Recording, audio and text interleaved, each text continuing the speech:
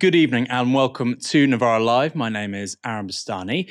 Tonight I have the immense pleasure of being joined by the immarketable Moya Lothian-Mclean. Moya, how are we? I'm great. What a new word to add to my vocabulary. Like Elton John, somehow I'm still standing, although please forgive my very, very croaky voice. I will still be here. I'm still soldiering through. I think it's passable. For people that are curious about that word, it was invented by Thomas Cranmer for the Common Book of Prayer. On tonight's show, we'll be discussing celeb hypocrisy on climate change. The Pope gives praise to someone that Keir Starmer recently slammed, and the IMF have come out and agreed with the left on what is driving inflation. Matt Hancock today gave evidence to the COVID inquiry. As this module of the inquiry only concerns pandemic preparedness, Hancock was not asked about decisions he made after COVID-19 hit. And he had one central thesis in his testimony. The UK messed up because our pandemic planning was all done according to a mistaken doctrine. This was the key part. On stockpiles, I was told that we had a very significant stockpile of PPE, and we did. The problem was that it was extremely hard to get it out fast enough when the crisis hit. I was told that we were good at developing tests, and indeed we were. We developed a test in the first few days after the genetic code of COVID-19 was published. The problem was there was no plan in place to scale testing that had any that we could execute. On antivirals, we had a stockpile of antivirals for a flu, but not for a coronavirus.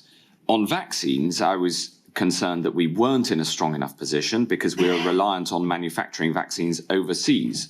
And I thought that in a pandemic scenario, force majeure would mean it would be hard to get hold of vaccine doses if they were physically manufactured overseas, no matter what our contracts said. And so I insisted that we pushed on domestic manufacture and sought the funding to deliver on that. A plan was already in early development to make that happen. So in each of these cases, there was a plan, but the absolutely central problem with the planning in the UK was that the doctrine was wrong. And maybe I should set this out now. I've written it in my written statement. The attitude, the doctrine of the UK was to plan for the consequences of a disaster. Can we buy enough body bags? Where are we going to bury the dead? And that was completely wrong. Of course, it's important to have that in case you fail to stop a pandemic, but central to pandemic planning needs to be, how do you stop the disaster from happening in the first place? How do you suppress the virus? That analysis was endorsed by Professor Devi Sridhar, who has been a vocal critic of government policy since the first year of the pandemic. Sharing the clip we just showed you, she tweeted this. 100% this. Focus was on where to bury the bodies rather than on how to contain spread until a scientific solution. Suppression didn't mean lockdown if adequate prep was done. That seems fair. But how much fault should Hancock himself share for us adopting the wrong doctrine? After all, there were countries in East Asia that had already learned this lesson from SARS-1. Why didn't we? Well, this answer from Hancock was instructive. I was also assured that the UK was one of the best placed countries in the world for responding to a pandemic, and indeed, in some areas, categorized by the World Health Organization as the best placed in the world. So just to give context to this interaction between me as the new Secretary of State and my officials, at the same time, you haven't brought it up, but in one of the documents I got very early on, it stated clearly that we are well prepared, and that wasn't the civil servants' own assessment, that was the World Health Organization assessment of the UK. And I know that Mr. Hunt referred to that last week, but when you become the Secretary of State, you think about the challenges in front of you. In my case, I had a background in technology, and the NHS desperately needed better technology. The NHS needed more people, and we needed to be better at prevention of ill health across the board. Of course, prevention of a pandemic is part of that, but There's also a huge focus on, for instance, obesity. I took those as my 3 priorities. I continued the work on the protection from these threats, but it's important to focus. And you can understand that when you're assured by the leading global authority that the UK is the best prepared in the world, that is quite a significant reassurance. That turned out to be wrong. So Matt Hancock there explained Britain was just falling in line with what was seen as best practice in much of the world. But he also gave an apology. I am profoundly sorry for the impact that had. I'm profoundly sorry for each death that has occurred. And I also understand why, for some, it will be hard to take that apology from me. I understand that. I get it. But it is honest and heartfelt. And I'm not very good at talking about my emotions and how I feel. But that is honest and true.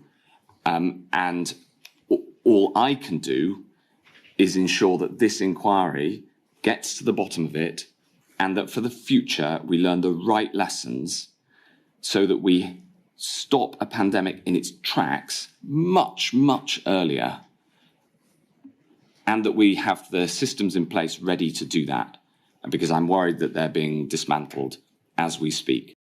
That's a pretty astonishing phrase there at the end. They're being dismantled as we speak. Moya, what did you make of Matt Hancock's testimony today?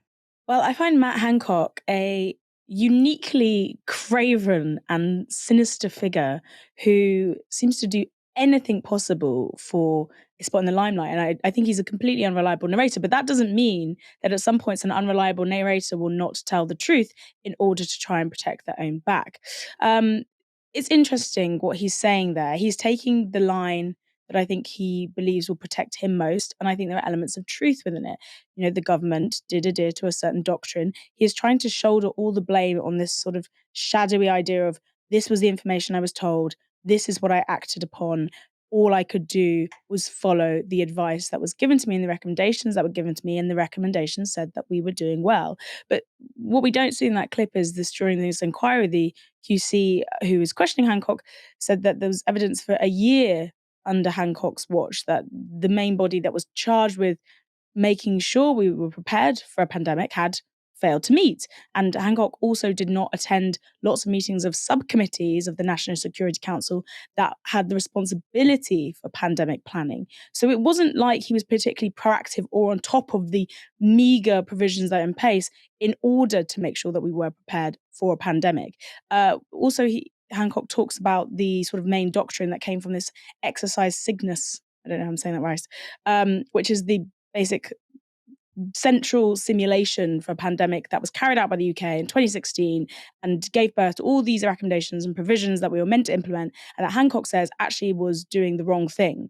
But lots of these recommendations that were within that weren't implemented in the first place, particularly, and this is really important, particularly the provisions that were meant to protect adult social care.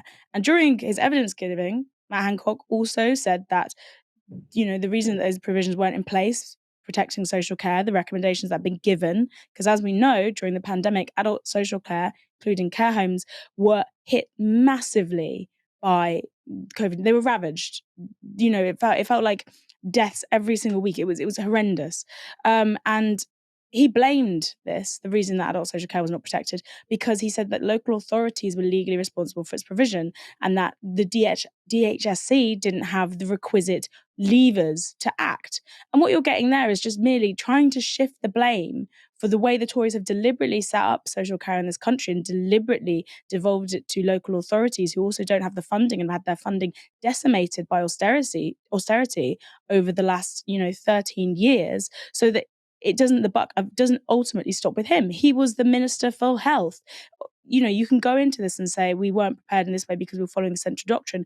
Why did you have to keep following that doctrine? Why, when it became very obvious that people were dying at a massive rate, particularly in sites like adult social care and care homes, did you not change tack instead of lying to the public again and again and again, and doing things like discharging vulnerable patients from hospital into care homes where the virus was spread at a ridiculous rate. Matt Hancock, we have seen lies and lies and lies. And even if he is pulling out grains of truth right now, I do not think that is going to be enough to shield him from what I hope is a large amount of finger pointing. But ultimately with this inquiry, what I do worry about is that nothing will come of it. We have so many inquiries in the UK, and for a while they get attention and we say, we're going to learn these lessons, we're going to learn these lessons. Do we ever learn these lessons? That's my question here. What will this inquiry actually produce or do ultimately, other than a lot of documents that we can point to in the future and say, well, this happened and this happened, this happened, but not actually any material changes in the way that we operate and do things, because the government always has different priorities unless they're admired in the crisis itself. Yeah, I think the point in inquiries is so bang on. I mean, people who can cast their minds back to the Hutton inquiry, which was about who bore responsibility for Britain's involvement in the Iraq War, when that gave its report, I think it was in 2016, we thought, well, that's the end of Tony Blair and Alistair Campbell in public life. We could not have been more wrong. So the idea that inquiries necessarily lead to positive outcomes and consequences, I think, is, as you said there, Moya, very mistaken. This was the takeaway from ITV's Robert Peston regarding Hancock's evidence session. It is pretty clear that the COVID-19 inquiry will recommend the appointment of a senior minister whose almost sole responsibility will be preparing for and protecting the UK from emergencies on a scale of the COVID disaster. He or she would be a Minister for National Resilience. Hancock says that it would be crucial for such a minister to, quote, have the ear of the Prime Minister. A Minister for National Resilience strikes me personally as a bit of a strange title. Would this person be invested with special powers? Would they be privy to state secrets regarding things like biological warfare that not even the Prime Minister can access or other senior members of the Cabinet? Because what is being described there is a leadership role. And in a national crisis, the leader is meant to be the Prime Minister. An outlandish idea, I know. Of course, for Britain to be well prepared for a future pandemic, one thing we will definitely need is a well-motivated workforce. And the signs on that front aren't particularly good, because consultants, the most senior doctors in the NHS, have just voted overwhelmingly to go on strike. 86% of them voted for industrial action on a turnout of 71%. Like junior doctors, they are demanding pay restoration. Consultants will go on strike for 2 days from the 20th of July, which will follow a 5-day strike from junior doctors from the 13th to the 18th of July, which, by the way, is the longest strike of its kind in the history of the NHS.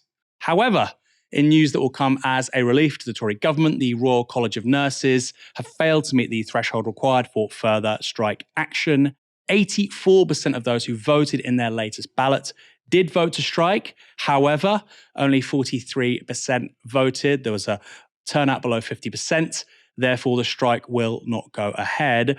One explanation for that, something I've heard a few times, is that given the union has seen thousands, tens of thousands, frankly, of people joining it in recent months, it's been that bit harder to get over the threshold of 50%. It's a good thing to have lots of new members, but it can come with downsides. There has been stubbornly high inflation across much of the world over the last 12 months. In Britain, it's been particularly bad, but it's been well above target in the US and across much of Europe too. While the highs of last winter no longer hold, in Britain inflation was running at 8.7% in May, while in the Eurozone it was at 6.1%. Too much inflation is bad. One reason why is because if your wages fail to keep track with inflation, you're getting poorer in real terms. Last year, Unite the Union published research saying that the principal cause of high inflation was, wait for it, profit, something they call greedflation. At the time, they were mocked by those in the economic establishment, but now they have a surprising and somewhat powerful ally who agree with them. It's the International Monetary Fund. Here's what was posted on the IMF blog yesterday. Europe's inflation outlook depends on how corporate profits absorb wage gains.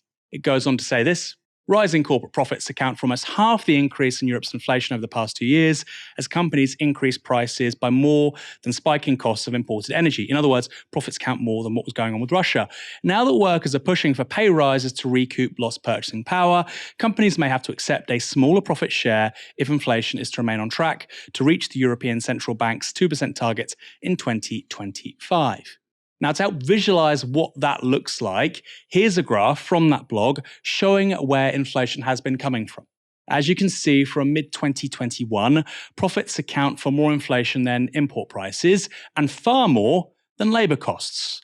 So despite the tendency of the political class and the sheep, frankly, across much of the media to talk about a wage price spiral, what we're seeing instead is a profit price spiral, where profiteering has been the primary cause of inflation, and now workers are trying to catch up. In other words, workers wanting higher pay is a response to this inflation, not its cause. To repeat, this is the IMF, often viewed as the last word in the economic orthodoxy's establishment. But we've been told relentlessly that the war in Ukraine meant runaway inflation was unavoidable. But that wasn't entirely true, at least according to this report, because the primary cause was apparently corporate greed. The IMF's Deputy Managing Director, Gitta Gopinath, has urged companies to abandon efforts to protect their margins in the face of higher costs. Speaking at a conference in Portugal, she said this: "If inflation is to fall quickly, firms must allow their profit margins, which have shot up during the past 2 years, to decline and absorb some of the expected rise in labour costs." Gopinath also added that some wage catch-up is to be expected. That's a quote. And I have to say, this is a huge deal. It's a dagger to the heart of everything the government has been saying about inflation and how to address it. The IMF is an unlikely ally, isn't it, Moya? But it's striking to see them basically outlining what trade unions here have been saying for 12 months, the likes of Sharon Graham and Mick Lynch, while being relentlessly mocked by supposedly clever people in media and politics. Yeah, well, I don't think we're going to see the IMF on the picket lines anytime soon. But this is obviously very stark contrast to what the likes of Andrew Bailey, the governor of the Bank of England, and Jeremy Hunt have been saying about the causes of inflation, because they have been beating that drum, which says wages to blame for inflation. You can't possibly have a pay rise. That's the problem. And meanwhile, they've turned a blind eye to profiteering by big business. And I actually want to highlight a story in The Guardian today that really is so pertinent for this exact problem, which is about telecoms firms like BT and Vodafone that initially wanted to capitalize on the demand for their services during the pandemic. Okay? They're like, okay, everyone wants to use our Wi-Fi, our connectivity, but we don't know, but inflation's at 0%. And usually the contracts that these telecoms firms had would allow mid-contract price rises linked to inflation. But inflation was at 0%, so they couldn't up the cost during the pandemic. So what did BT do? What did Vodafone do? Well, they added a new clause into these contracts that they had with customers, which said that they could, in fact, impose mid-contract price rises that were inflation plus 3.9%, which meant that if inflation was at 0, they would always get an increase of mid-contract pay increases on the prices of at least 3.9%. And other, giant telecoms companies followed. You've got at least 6 different out of 11 big telecom companies that now have these increases. And there's a really good quote within this story from an insider at Vodafone, which says Vodafone didn't want to be above BT as that would bring undue attention, but they didn't want to go lower as it would be a missed revenue opportunity. Now, what's happened that inflation has skyrocketed and that 3.9% is no longer needed in order to, bring in this revenue that they don't want to miss? The rate has remained. So customers who are getting these mid-contract increases are getting the massive increases that are linked to the inflation price rise plus 3.9%. That is such a key example of this greedflation. It's not wage increases pushing that. It is purely companies that want to profit as much as possible. That mentality of this missed revenue is absolutely at the heart of what is going on with inflation in this country. And what you see instead is big businesses which have taken on this weird individualized victim position where they say, yeah, well, but our costs have gone up. BT's saying our costs have gone up. We need to provide these 5G services. We need to roll out this. Oil companies say, oh, our costs have gone up. Yeah, but you're a multi-million or billion-pound enterprise, but your customers who are bearing these costs that you're passing on, and people like Linda in Merseyside, who's going to have to choose between making her monthly mortgage payments, which have gone up, or having Wi-Fi. And this Guardian story also highlights the wider thing, which is the toothlessness of the regulators within the country that are meant to look after these big businesses. You've got Ofcom, which is the telecoms regulator.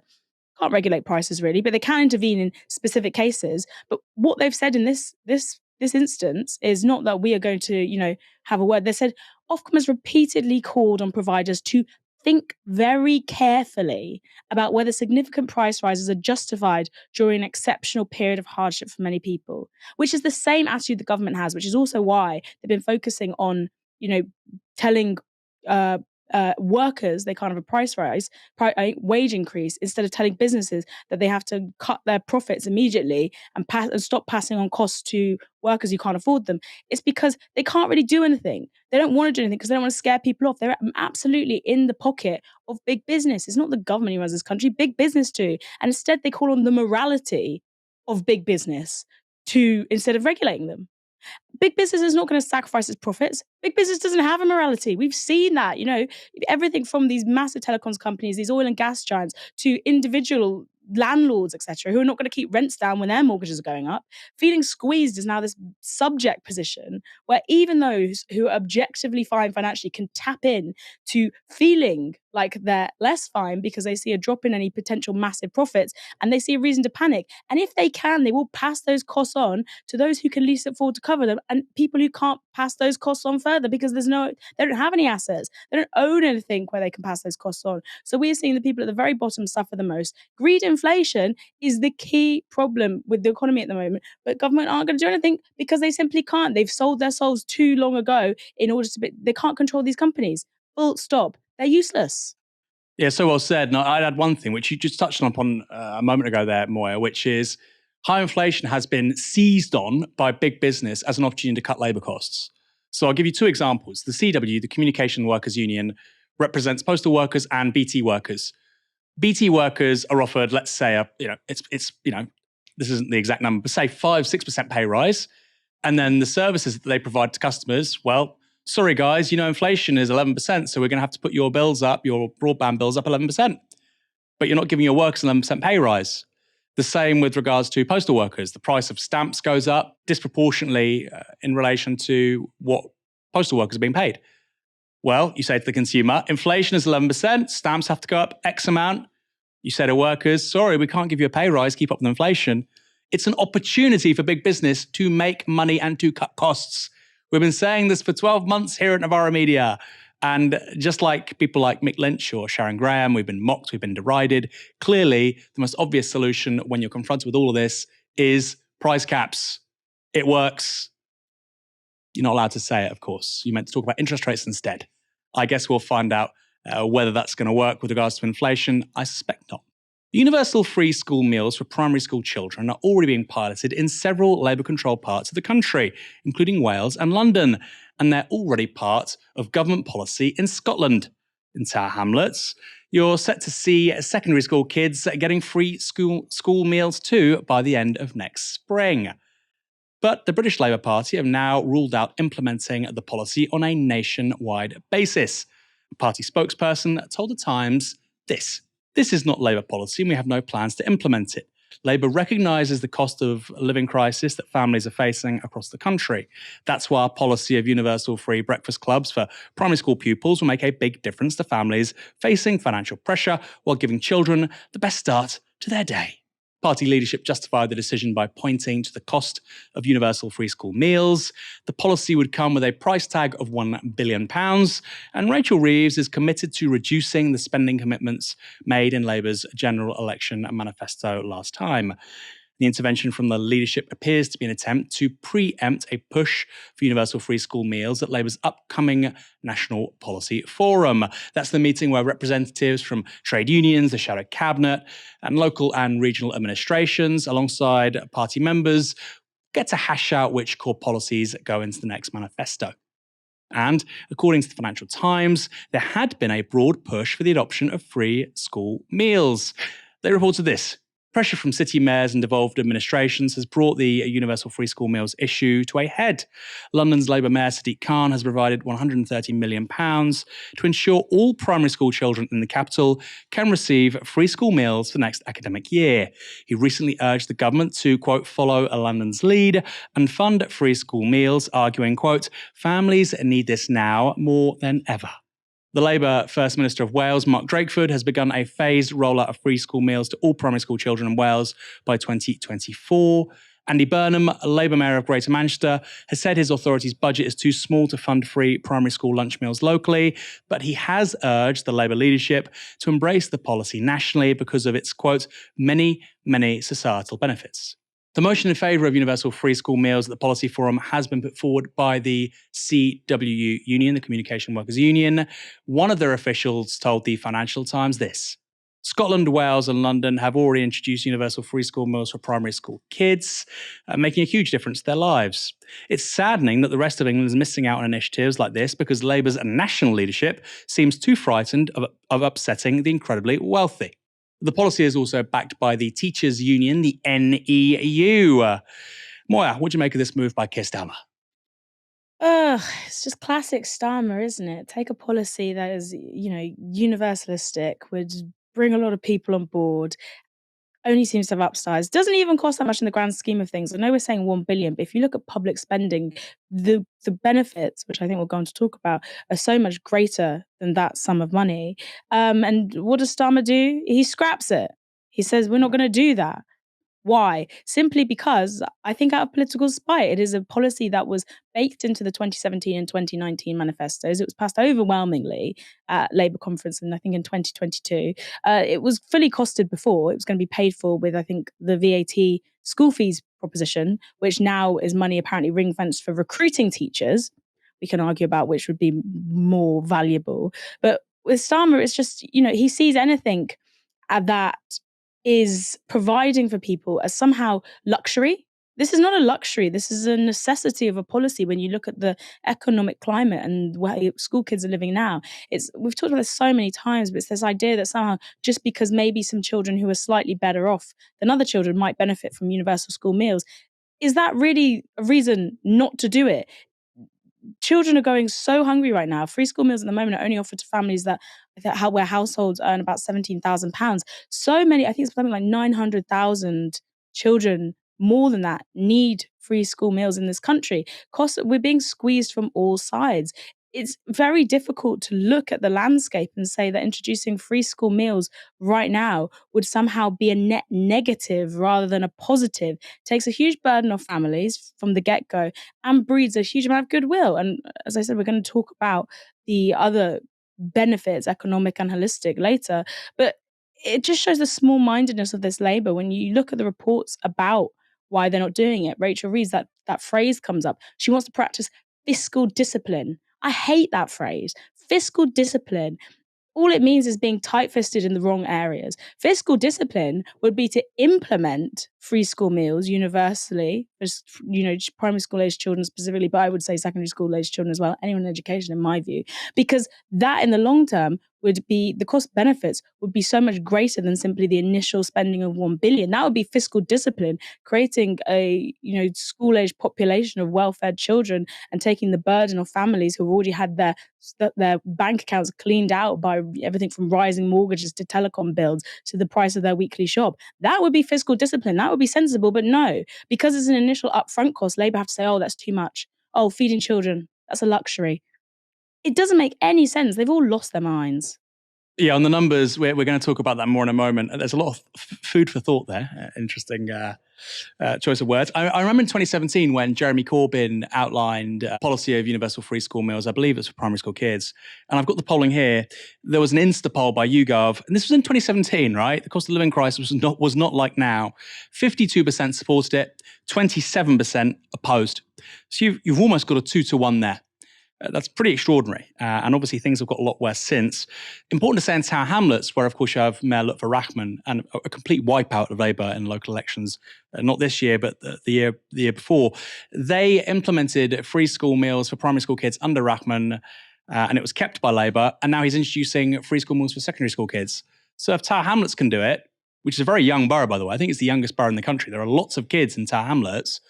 You have to wonder why it's not achievable at a national level. Then finally, Moya, and you make such a good point there, this idea that, we have to help the poorest. Nobody has any money. Well, I shouldn't say nobody. Lots of people have money, rich have money, but the middle class, the low middle class, aspirational working class and aspirational middle class, which apparently the Labour right and Tony Blair kind of acolytes really care about, they don't have any cash. People don't have enough money to have kids anymore. There's a lot of polling on this. We've got a birth rate in this country about 1.5. And when you poll people and say, well, how many kids would you like to have? It bumps up a fair bit. People can't afford to have as many children or as a large family as they would like. So this idea that, we should just help the people that really need it, the average mum and dad out there with young kids is struggling with childcare. They're struggling with their mortgages, they're struggling with rent, they're struggling with energy bills. The idea that this wouldn't help them, and as you say, Moya, wouldn't also offer a really important wider social good, making sure kids are fed, which, by the way, Labour tacitly accepts, otherwise they wouldn't be talking about these breakfast clubs. They clearly think it matters. The question is, how much does it matter? Obviously, it doesn't matter enough. Universal free school meals might make moral and political sense, but what about Labour's argument that we just can't afford them right now? Well, interesting you ask. A recent report by PricewaterhouseCoopers suggests that even in straight financial terms, Rachel Reeves and Keir Starmer are just plain wrong. In 2022, PwC did a cost-benefit analysis looking at the financial costs and benefits of expanding free school meals. Interestingly, they looked at two scenarios. First, expanding school meals to everyone on universal credit, their children. That would be a change from the current system where a child is only entitled if their household receives benefits and has an annual income below £7,400. So you need two conditions met.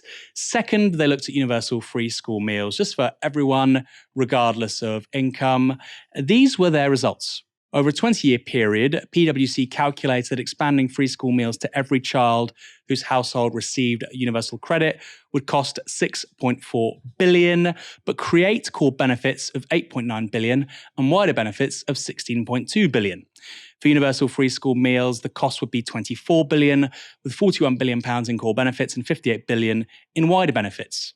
According to PwC's analysis, core benefits include things such as increased cost savings to schools who would need to spend less time on catch-up programs due to better school attendance, as well as things like lower costs for the NHS due to longer-term health benefits, as well as higher tax returns to the government thanks to improvements to students' lifetime earnings. Now, I understand lots of that is very complex modelling, but for the life of me, I can't understand why you wouldn't extend free school meals to people whose parents are on universal benefits, universal credit rather. Wider benefits to the overall economy clearly are compelling, and to dismiss that out of hand, I find rather ridiculous.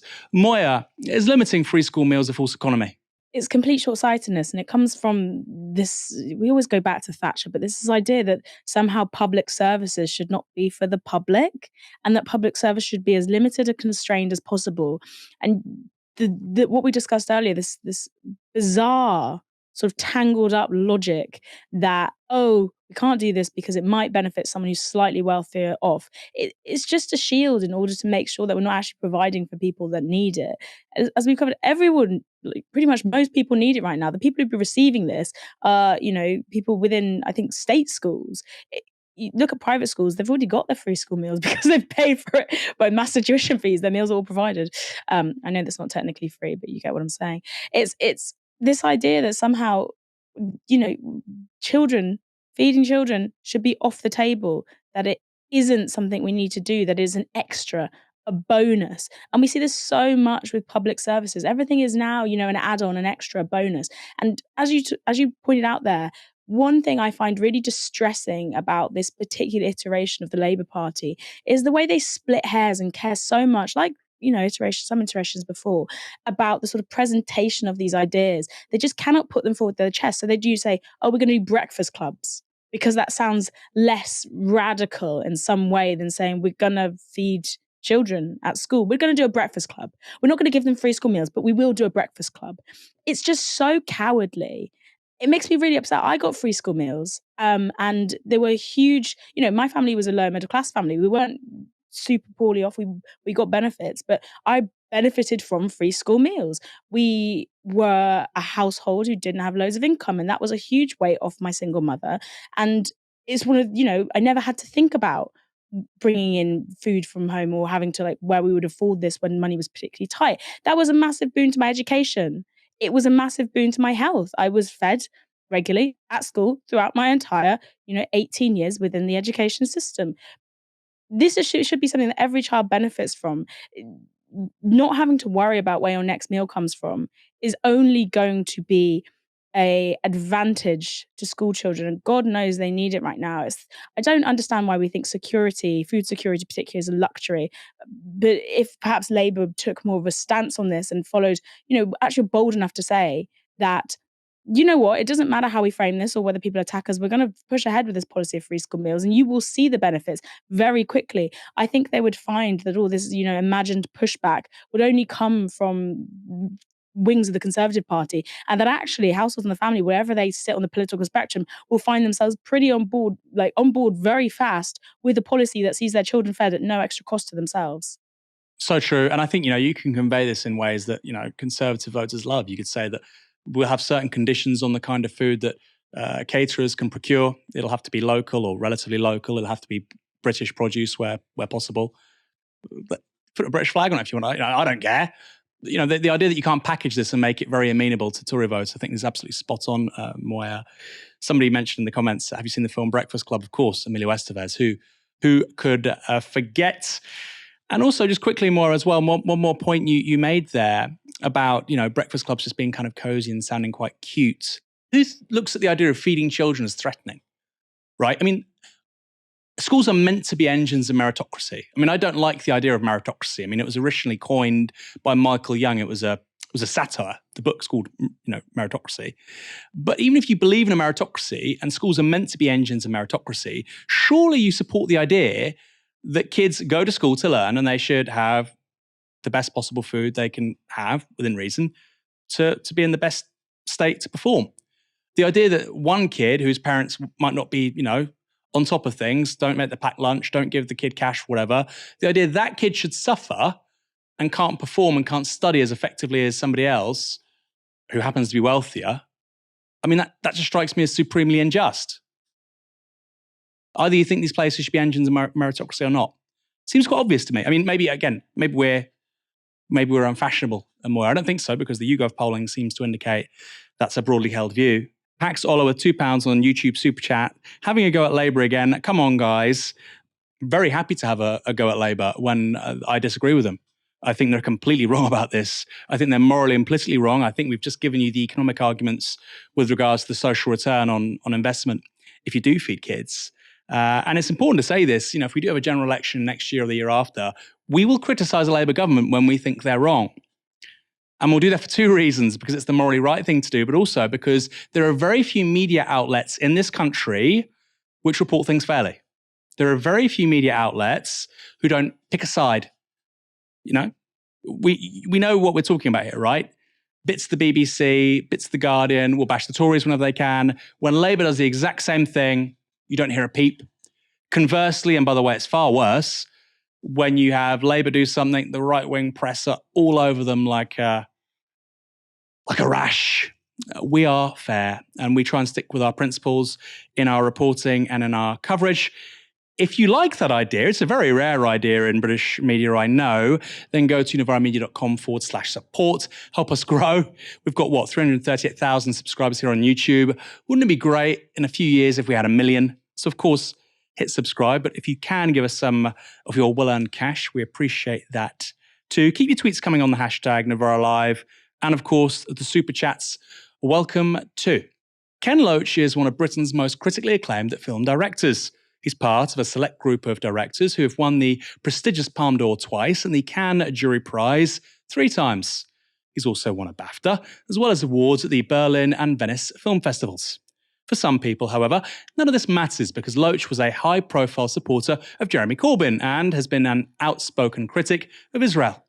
Now, I understand someone who disagrees with Loach's politics. We live in a free society, and being able to disagree with someone is kind of the point.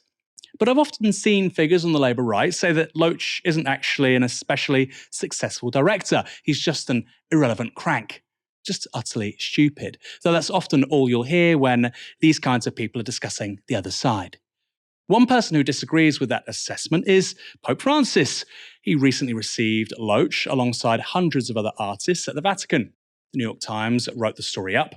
Their headline reads as thus: Pope hosts artists in Sistine Chapel, even some who attracted controversy. The event was part of a broader effort to engage with artists, as the Roman Catholic Church did in the past.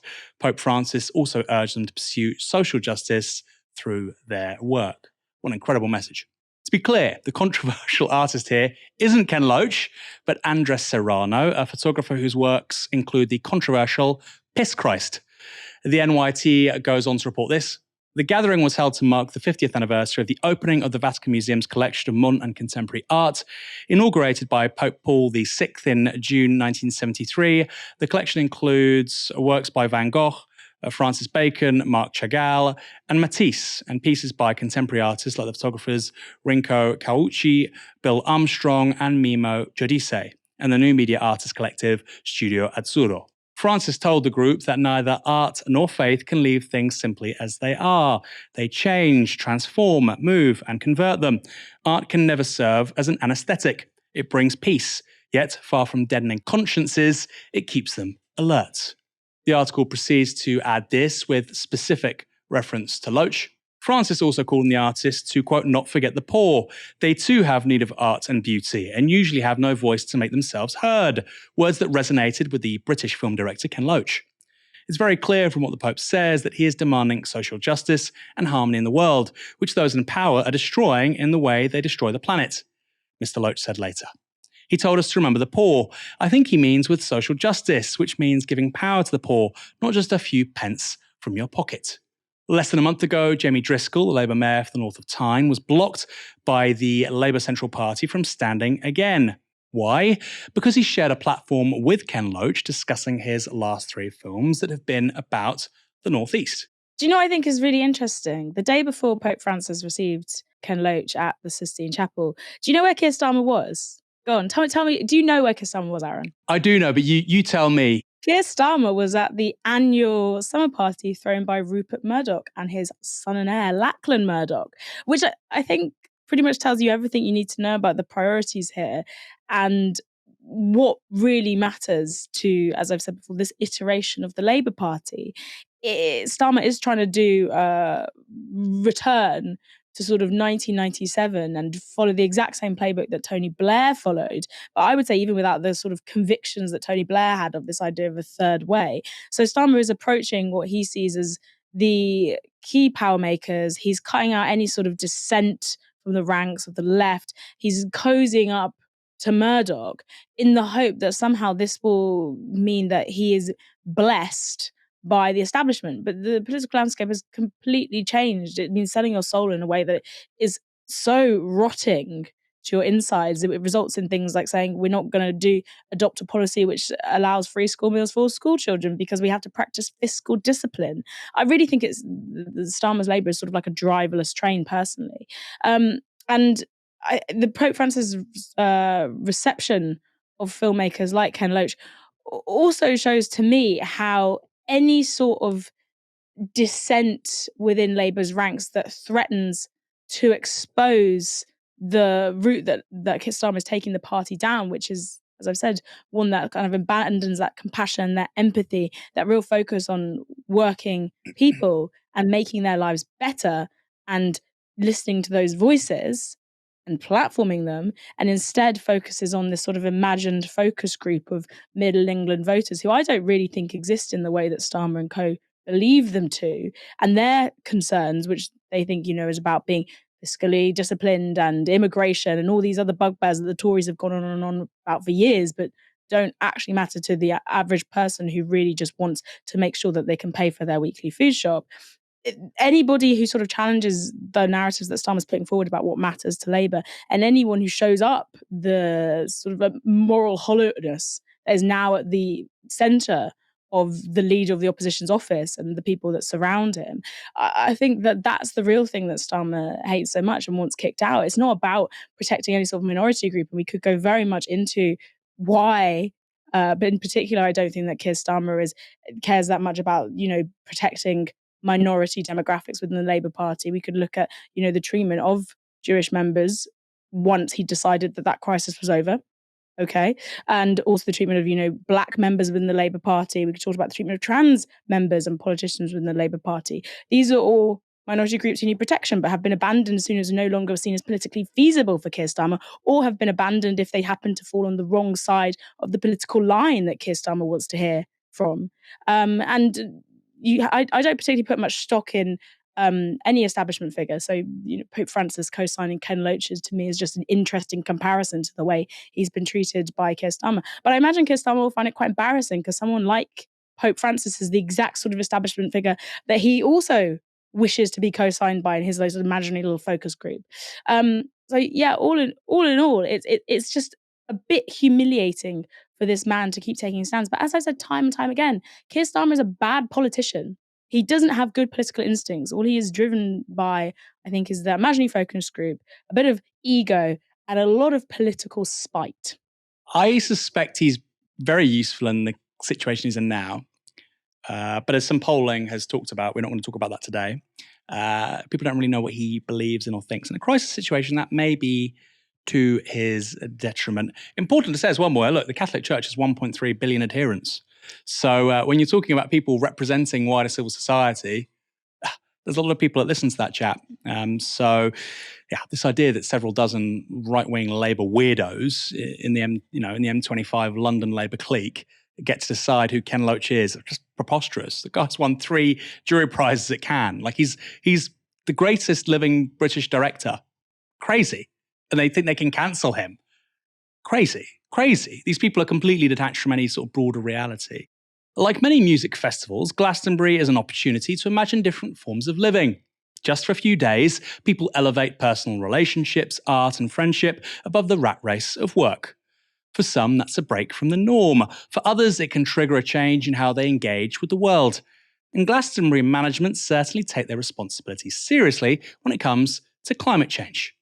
Here's the energy policy on the festival website. Global climate change continues to present the biggest threat to our planet. Here at Glastonbury Festival, we are committed to reducing greenhouse gas emissions and using clean energy sources whenever possible. That page proceeds to explain precisely how the festival has sought to minimise its carbon footprint as much as possible, and this is really, really impressive. In 2023, all of Glastonbury Festival's power will be met by renewable energy and renewable fuels. All generators across the festival site, including those that power the pyramid stage, will run on sustainable, renewable, palm oil-free HVO fuel. That's hydrogenated vegetable oil made from waste cooking oil, helping to reduce life cycle CO2 emissions by up to 90%. All production areas will either be powered by low-impact fossil fuel-free electricity or will run on solar PV and battery hybrid systems. There's more. A temporary wind turbine installed alongside a solar panel and battery system will produce up to 300 kilowatt of energy per day and power food stalls in Williams Green. Clean energy from the festival's own 200 kilowatts per hour, I think it is, solar PV array, as well as our anaerobic digester and 125 kilovolts biogas plant power. You tell me, sounds impressive. Provide energy for festival offices and some production areas, as well as helping to charge some battery systems. In order to reduce our on-site emissions, a small fleet of electric vehicles will be used to transport artists around the site to their performances. Seriously impressive stuff. And by the way, there was a lot more that we've not included because that would have just taken 5 minutes. A Glastonbury Festival on this issue in particular have really put their money where their mouth is. And yet, despite all these measures, attendees at the festival would have seen various helicopters flying overhead. One of those included Elton John. Now, I don't support the use of helicopters as a private form of transport, but Mr. John is in his 70s and this was his last ever UK concert. If you're going to make an exception for anyone, it's him. But not everybody travelling by chopper was a pop music icon, and it's hard to see why they couldn't travel by car, train, or taxi. One such person was Holly Willoughby, presenter on This Morning and former bestie of Philip Schofield. Miss Willoughby and her husband arrived at the festival via helicopter from Battersea. This is absurd, not least because the train from London Paddington to Castle Carey is 1 hour and 45 minutes. Where I'm from, in Bournemouth, which is much closer to Somerset, that journey is 2.5 hours. But London's rail privilege, and yes, that's a thing, was lost on Willoughby, who went to a festival embracing a post-carbon agenda in the ultimate gas guzzler. This is all the more bizarre since Willoughby herself said in 2020 that the climate crisis was impacting the mental health of her 3 children. Back then, she was speaking to 2 climate activists, Pippa Best and Ellie Smith, who described how thinking about climate change had given them anxiety and chest pains. Here's what Willoughby said at the time. I've got my 3 children, they watch Newsround. It's something that's part of school and they watch it. They come home and more recently I noticed they talk about it a lot. We've always been quite environmental in our home, as much as we can. But they're talking about it in a different way now, the same as what you've seen with the bushfires, all sorts of things. And they do worry about it. Their questioning has changed. Actually, it's become quite fearful. And I'm wondering, as a parent, how do we deal with that? Because it's not just affecting adults, it's affecting our children too. As a parent, how can I deal with climate change? Holly, start by not getting a helicopter to a festival when the train can get you there in under 2 hours. Just a thought. Now, the headlines this stuff generates undermines so much good work that people like Glastonbury Festival do, who are clearly very serious about the climate crisis. And this is worst of all, it allows the right-wing press to present people who care about climate change as hypocrites, when in reality, they're talking about a tiny minority of millionaire celebrities. But not all millionaire celebrities, I should add. Compare Willoughby's chosen mode of transport to rock god Dave Grohl. He didn't just take the train to Glastonbury, he also posed for a selfie with a rail worker. That's what an icon looks like. Moya, am I being unfair? Should celebrities be allowed the occasional helicopter ride as a little treat? Actually, I was the one in the private helicopter. No, obviously, I don't think that celebrities should be allowed a little helicopter ride as a treat. Private jet use and helicopter use is actually one of the this form of transport is the most polluting form of transport you can take. And the interesting thing about private jet use is that it's going up. It's increased, and that is in direct proportion to our public transport's reliability decreasing. If you look at the UK, for example, the UK is the biggest private jet and helicopter polluter in Europe. I think it's responsible for something like 20% of emissions. And in Europe, private jet and helicopter usage has doubled in the last 3 years. There's a specific reason. You look at our prime minister who opts to take, I think, private jets 1 week. He took 3 in a week. There's all these headlines constantly about Rishi Sunak taking what would be an hour journey on a train via private jet. And then you look at the train services. It's very obvious that as train services or bus services are crumbling under, not nationalized but actually franchised out contracts that are not providing the services they should be doing, cancelled trains, tickets are not available, something like Avanti where you can only buy tickets 3 days ahead, and there's this mad scramble, almost the same with Glastonbury tickets. Why am I having to buy tickets for Avanti in the same manner I would do for a festival like Glastonbury? It makes absolutely no sense. When you look at what train travel has been reduced to in this country, which is unreliable, inconsistent, and faced with massive delays where it won't get you on time, the super rich, of course, are choosing to do what they can do, which is take very fast private transport. They don't give a toss if it's polluting because they've argued to themselves that it's necessary in order to meet their needs at that point in time. Someone like Holly Willoughby can sit there. There's a reason she has the cognitive dissonance where she can sit there and say, the climate crisis is impacting the mental health of my children.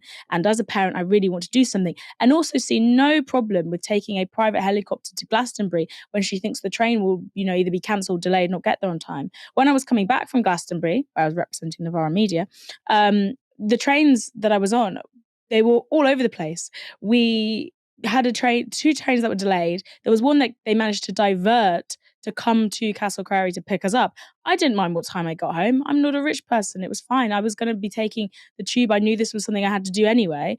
But for somebody who could say, fuck it, actually, I'm going to get the helicopter and skip all this, you can see why when they have massive amounts of wealth, they would. And something we've talked about earlier in this show is that the rich are getting richer. There are people who are still shielded from this crisis, the people who profited the most. It's not, the middle classes who are getting those helicopters. It's the super rich. It's the sons and daughters of the oil and gas giants. It's the billionaires who've made loads of money speculating on grain prices after the war in Ukraine. It's these people who are traveling. And there's a reason why the Harrods general manager, or whatever his official title is, says that, in a recession, the rich spend more because they actually have more money because they're profiteering off all of us getting poorer. And when we can't do anything to control prices, this helicopter issue is not separate from everything else we've talked about to do with economics in this show.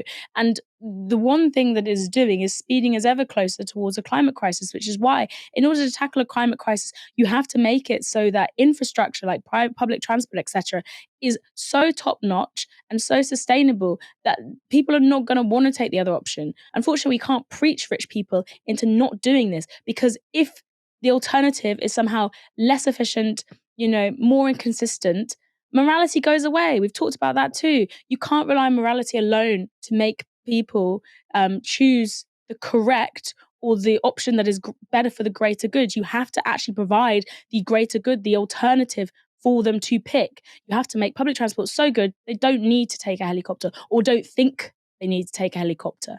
They don't have another choice. They can't say that this is better than this one, because the trains are actually running on time and they're clean and they're sustainable. So this all links together. These are not separate issues. I kind of disagree a bit more, because even if you had like Ooh. TGV, high speed, no, but a helicopter is always going to be quicker than a train, right? It is clearly more convenient for one person. The point is we can't all do it.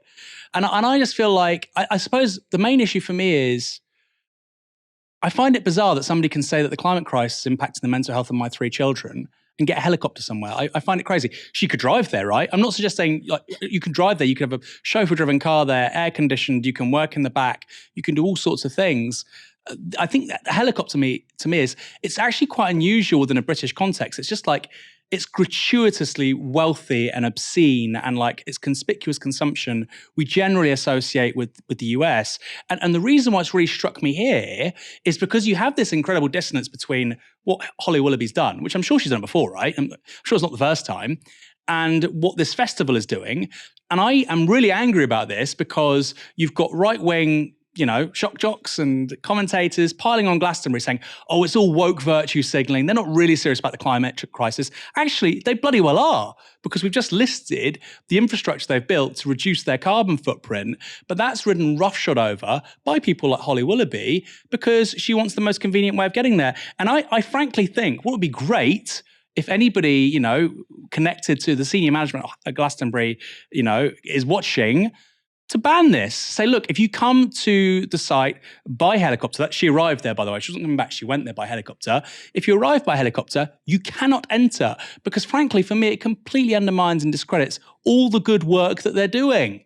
And maybe we'll make an exception for Elton John. Your final thought, Moya? I think if you look at the UK and the US, they both have really, or the US even more so, there's a terrible rail system compared to other countries. You look somewhere like Sweden, everyone takes the train. Doesn't matter your level of wealth. The train is like the main form of transport there, because it has been baked into the public consciousness that this is the reliable, the best way to travel. And I think, again, as I've said, the reason that we're aping America is because our public transport system is crumbling in the same way the American one is, and celebrities are not going to, unfortunately, take the National Express all the way to Glastonbury. They just won't. The option is rail travel. That is the main thing, or driving. But I would say we don't want to encourage driving. So we need to make the rail system the fastest, most brilliant thing possible. It can be done. If you look at the Scandinavian countries I mentioned, everyone takes the train because the train is brilliant. Whereas if you look at America, the train is very expensive. It doesn't go to all these places. And the entire country is built around the car. So of course you have people like Taylor Swift who decide to take their private jet everywhere. There are models out there that show that if you provide the train, people will take it. And I do think that my original point, in my opinion, still stands. With the US, it's a huge country, right? And the UK is not a big place. I find this so strange. We will disagree on just that for this evening, Moya. There was a lot of concord and agreement on other subjects. So I think we can survive just the one point of disagreement. Moya Lothian-Mclean, thanks for joining me this evening. Thank you so much. And thank you for the Concord joke. I really enjoyed that. And thanks everyone for watching us this evening. Come back tomorrow for another live stream from 6 p.m.